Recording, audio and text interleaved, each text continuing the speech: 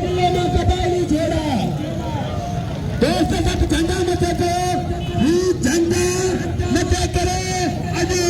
रेफरंडममुळे तर काश्मीर जिल्ह्याचे आवाम कबायली झेडांचे विस्तारित करायची पडली काश्मीर जिल्ह्याच्या आवामांना कबायली झेडा आना बंद करा कबायली झेडा